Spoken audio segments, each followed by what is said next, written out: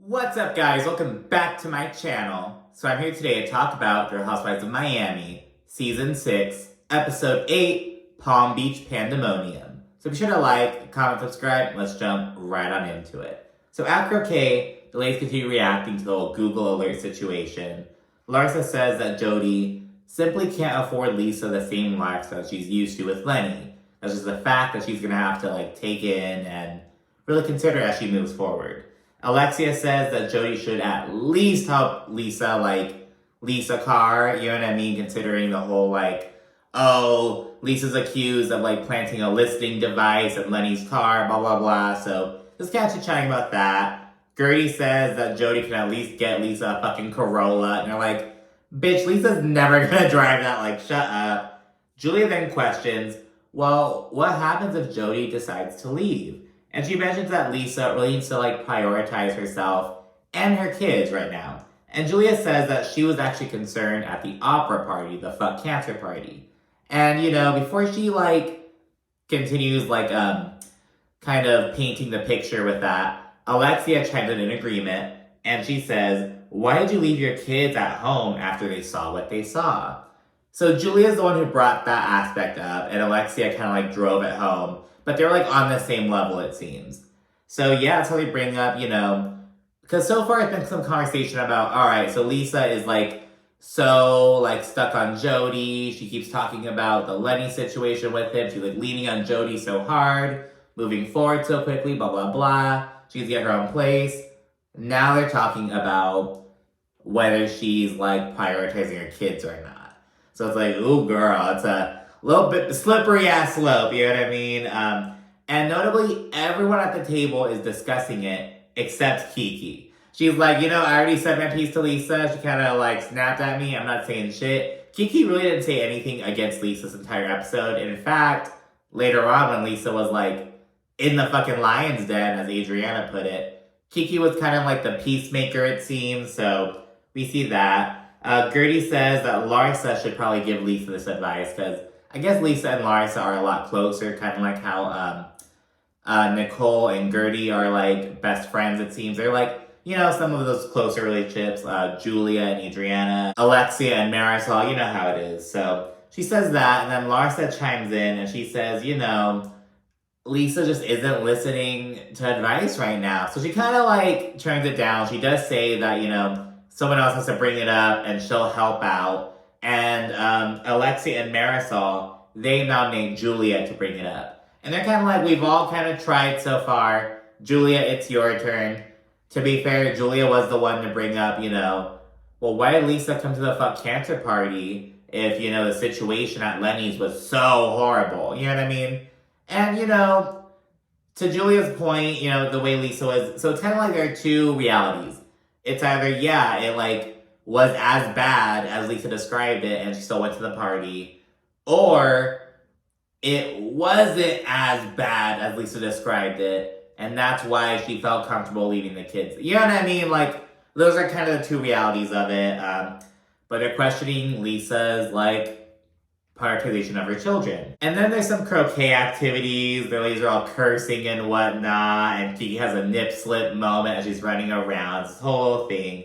Afterwards, Marisol and Alexia kind of step aside, and Marisol vents about how, she feels her beef with Julia the very night was, just so unnecessary, and Marisol thinks that Julia was, digging for information with Marisol's ex, and just kind of, venting about Julia. And Alexia kind of disagrees with this, and she's Julia handled the situation well, she didn't, come at you or anything, she did it with respect, so Alexia's kind of going up for Julia, and she's starting to kind of turn on Marisol a little.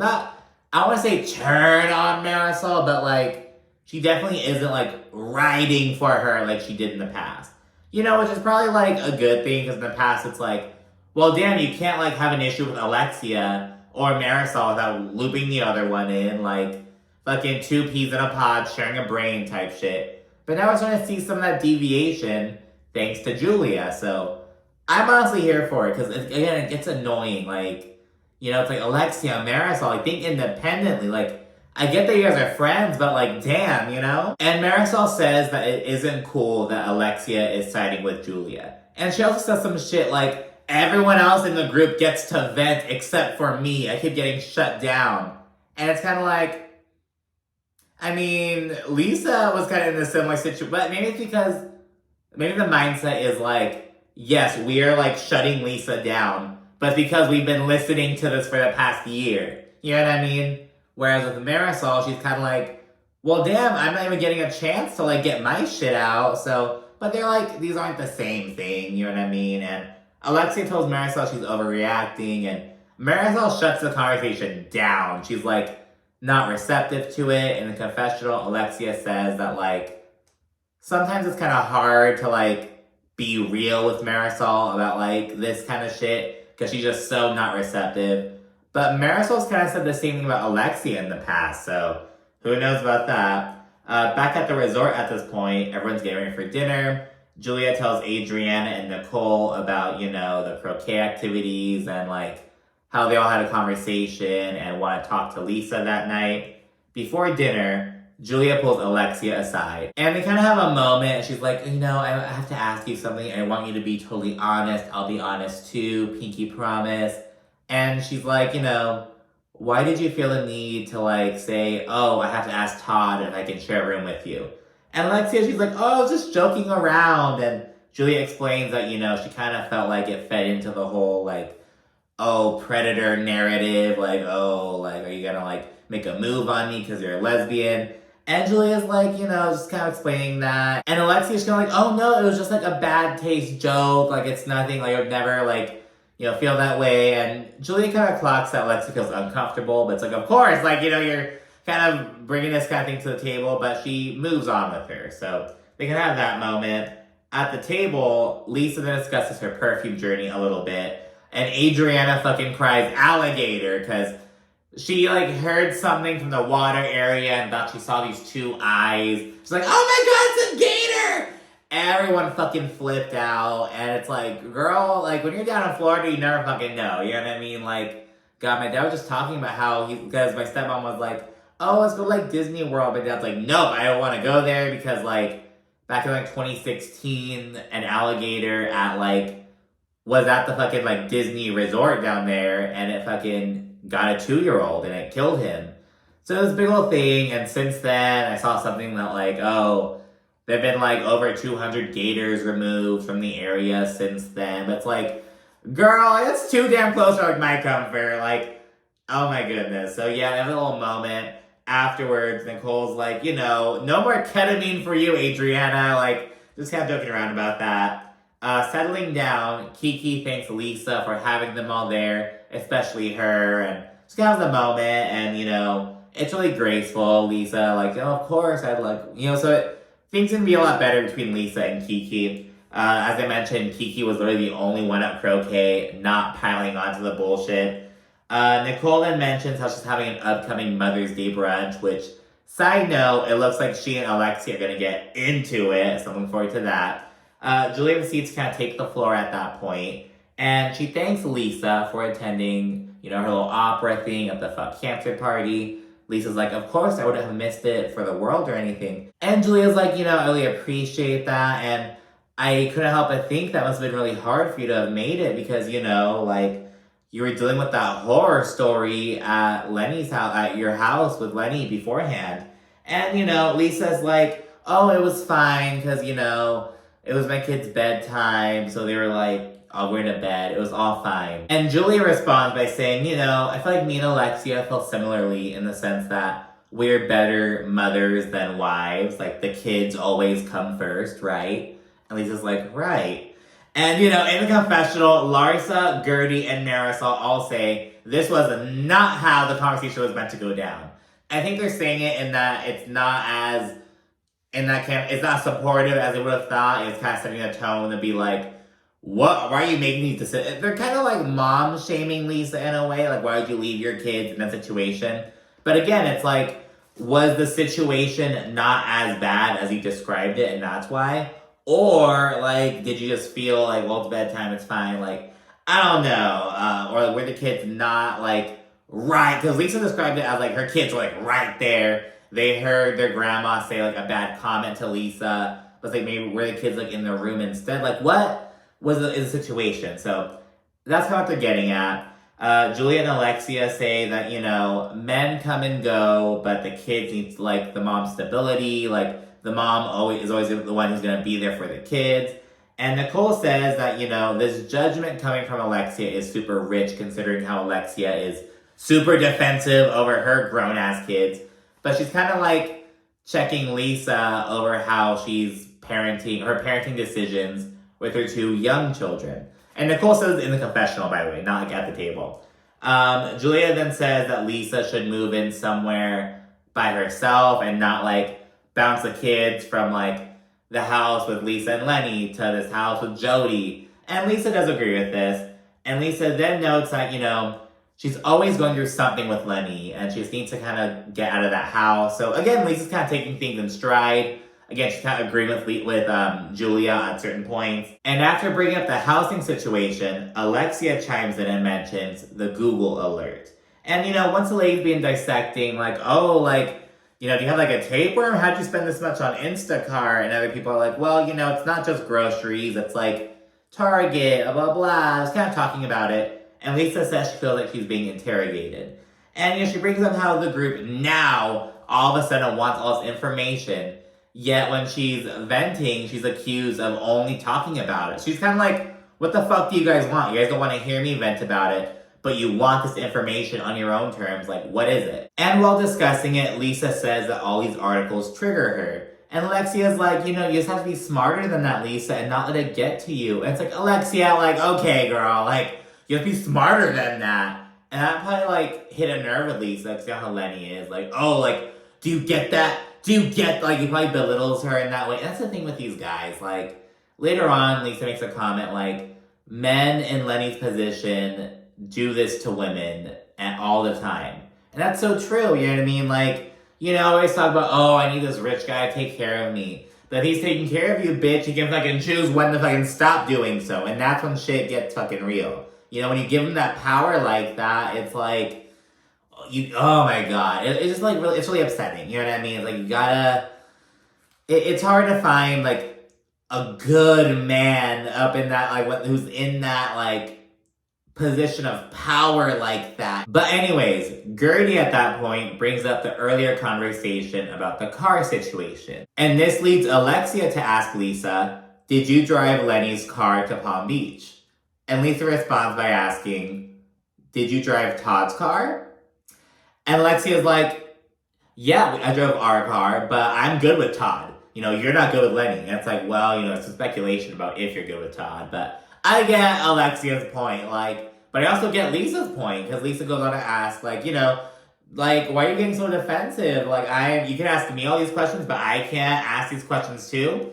But Alexia's like, you're just deflecting. No. And Lisa is deflecting, but I think she has every right to deflect in this moment. Because she's like, she's like, all right, bitch, like, what's up? You know what I mean? And as Lisa butt heads with both Alexia and Gertie, Larsa's there kind of like rubbing her back, trying to support her. Adriana says that Lisa's in the lion's den and everyone's ganging up on her.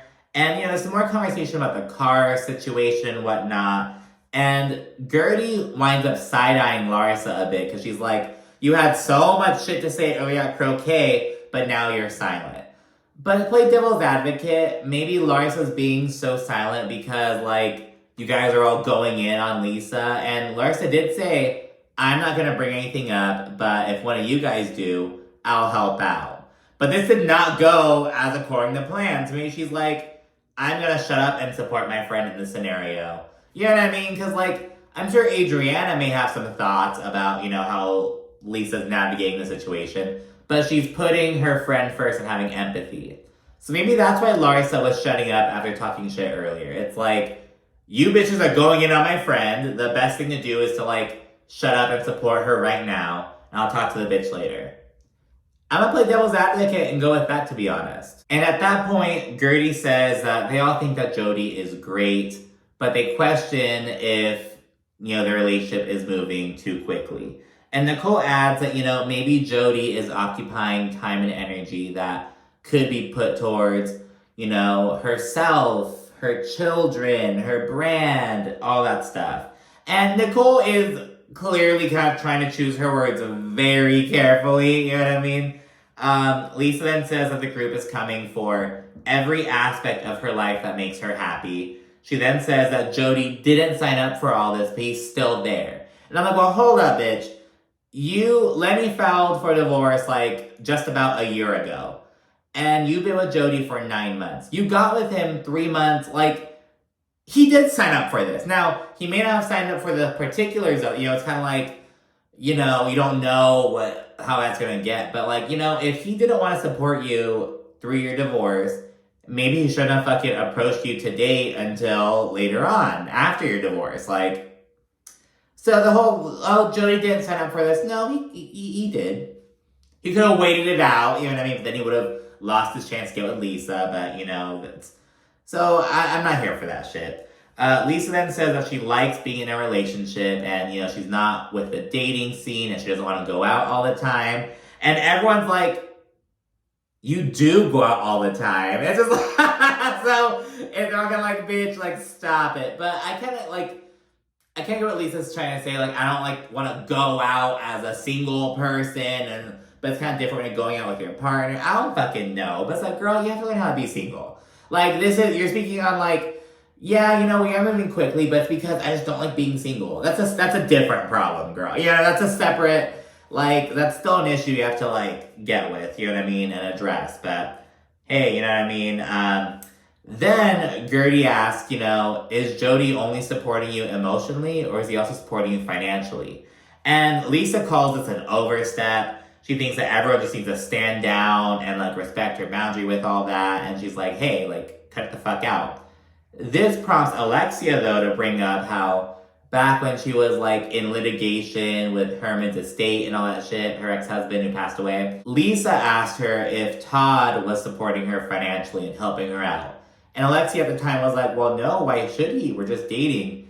And Alexia goes on to say that after she lost and when she was considering appealing the decision, Todd was like, I can't support you through this. Like, you have to put, like, basically it was like going through and trying to fight this, you know, loss, or choosing to, like, prioritize her relationship, prioritize her health, all the other stuff. Basically like a this or that kind of situation.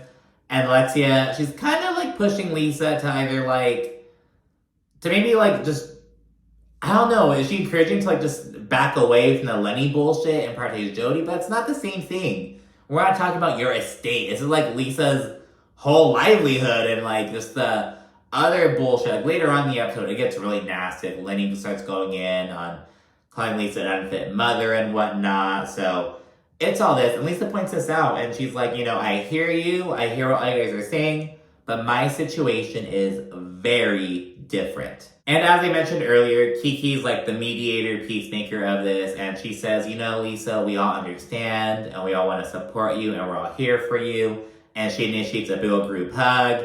And yeah, dinner's then over as Lisa's walking away. And she's like, wow, that was the last supper for the books. And she's like, with friends like these, who needs enemies? And she's like, I just wish I could turn into an octopus. So I could just slap everyone. Like, because there are like 9 of them in total. She's like, yeah. But again, you know, like, Kiki didn't really do anything. Larsa, she had some shit to say at croquet, but not here. But I kind of get, like, Larsa's kind of like, hey, these are some things I'm thinking of, but I need to support Lisa because she needs right now. And she may have been like, I'm not going to pile on to this. So I can kind of see that. What do you think? Do you think Larsa's kind of pussied the fuck out? Or, because I can kind of see that mindset, like, hey, like, I'm not going to add on to this. But then is that her being fake? And act like she's, but I don't know. I think it kind of depends on if Lisa, or if Larsa winds up talking to Lisa, like, in the next episode or something like that. You know what I mean? Like, if she still shares these concerns or thoughts that she had. Because, like, all right, you know, Larsa went condo shopping with Lisa. And Larsa was telling her, hey, maybe you should kind of choose something a bit more conservative. Like, so she is kind of addressing her concerns. You know what I mean? But maybe not at the extent, you know, that people would want. But I don't know. I kind of see how Larsa's navigating this. I don't think Larsa is being super fake with it. But let me know what you think down in the comment section. But yeah, we're back in Miami. Gertie, she feels rustling on the trip before she shares that she's gonna get surgery soon and begin treatment. She also opens up about how, like, all the calls, scheduling, and information is just getting really overwhelming. And my first thought was, like, because Gertie's an event planner. All the calls, scheduling, and that's her, like, that's her jam. But, now it's, like, about her and her health and, like, her, it's, like, it's overwhelming, even though, she's this big old busybody who can handle all this stuff, but this is just too much. I get that. She's really opening up about how, that there's a lot at stake right now. You know what I mean? And, thank goodness, she's cancer-free now, and, good for Gertie. Nicole meets up with her father, who recently passed away earlier this year. And, she was expecting to meet up with him and his girlfriend, who she previously called a hoochie mama, but that's neither here nor there. But, she claims that she has, like, sciatica, and that's why she couldn't show up. And it's like, do 20-year-olds get sciatica? So there's that whole thing. And Nicole's dad is being a little odd. He's being kind of cryptic and, like, talking in riddles and shit. He keeps getting up to go to the restroom and shit. And after the second time, Nicole asks if his prostate's doing okay. And he's like, no, yeah, it's great. Perfectly great. Then he says, I'm gonna have a kid soon. And the first time I was kind of like, what? Is he saying that, like, because he really emphasized, like, I'm gonna have a kid soon. And I was kind of like, is the girl, like, pregnant already? But then I was like, oh, maybe it's just a response to how, like, because, if you have prostate issues, I guess that impacts your, like, ability to perform in bed. So maybe it's kind of like, yeah, my prostate's so healthy that I'm gonna have a kid soon. Maybe that's what he meant. I don't know, but it could also be like a mortality kind of thing because he passed away not too long. Well, I don't know how recently after shooting the scene he passed away, you know what I mean? But, like, within, like, a year of shooting the scene he passed away. That's what I mean. You know what I mean? Like, fairly soon afterwards. So maybe it could be like, I know I'm on my way out. That's why I want to have their kids soon. Who knows? But yeah, Nicole's clearly taken aback and whatnot. She jokes that maybe their kids will be besties and all that shit. And Nicole says she's happy that her dad's happy, and she's like, if that's what you want to do, then go for it. But she does say, that he's getting older. He's 69. He has to consider how long he's going to be able to be there for said child. And her dad actually says that he wants to have 2 more kids. And this would put him at a grand total of 8. And Nicole's like, wait, that means you currently have 6. I thought you had 4. Who are the other 2 children? And she's all taken aback and shit. And she runs down. Okay, there's me and Mikey. There's like her like full brother. I hate the term like full brother, half brother and shit. But like, because when people say like, oh, my half sibling, I see it as like a way of like just adding that extra distance. But I think in this case kind of makes sense because it's like, yeah, you have these children with other women. I was not raised with them or anything. Like, so kind of get it in that sense. You know what I mean? Like, some people would say that I have some half brothers, but I would never say that. They're my brothers. I was raised with they're my fucking brothers. You know what I mean? Like, I detest the term half sibling and whatnot, but like in certain scenarios like this one where it's like, no, I know they're out there, but I don't like know them. I kind of get it in that sense. You know what I mean? Because it's just a way to like add the distance. Like, oh guys, one girl I went to grad school with. She was talking about like her family dynamic, was about mine, and she's like, oh, like I have half siblings too, like just like you. And I'm like, bitch, like, don't fucking put your, like, weird, like, fucking bullshit onto me. Like, I don't use that term. You know what I mean? Like, that's not my family. Like, fuck you. Like, I don't do that. And yeah, we learned that, like, her dad's 2 youngest children are 7 and 8 years old. And she's like, oh my god, they're, like, little children. Oh, like, what? So, it's this whole little thing. Yeah, in the last scene, we see Lisa taking her daughter, well, and her son, he's there as well. But she takes her daughter to ballet and whatnot. She's kind of doing that. And Adriana FaceTimes Lisa while she's there. And Lisa shares that, Lenny recently filed a motion against her. And she says it's the worst one yet because he's alleging that she's an unfit mother. She says that he's also trying to seek full custody, all that shit. And she says that he's accusing her of abusing prescription pills. And she calls it a frivolous matter that he's initiating to just try to financially drain her. And Adriana, she zooms on over, she's like not too far away, and they chit-chat and whatnot. Adriana says that, Lisa was already like getting so much shit from like her friends in Palm Beach Now she's getting more shit from Lenny. It's just like never ending. Like, how much can a person take and whatnot? And Lisa gets emotional and she's like, I'm living in hell and I can't get out. And Lenny's trying to destroy me. And she says, you know, again, people in power do this to women all the time. And it's just like super like negative. And she's like, and you would think with how public this whole situation is that he would like want to do the right thing, or at least want to look like he's doing the right thing, but he just doesn't give a shit. And Lisa says, you know, she helped Lenny build everything and he's trying to throw her away like garbage. And Adriana's consoling Lisa, and she says she's super pissed off that their friend group, of all people, are like questioning Lisa's mothering skills and whatnot. And now Lenny's doing the same thing. And I'm like, well, Adriana, are you gonna call Julia on this? Because Julia's the one who kind of brought this whole thing on. So we'll kind of see what's up with that. And I would love, we already have Alexia kind of checking Marisol and some tension there. I would love to see Adriana check Julia. I would love to see that. Because it's like, that's how friendships work, you know what I mean? But yeah, that's it for this episode. Be sure to like, comment, subscribe, and stay tuned for more. Thanks again for watching. Bye.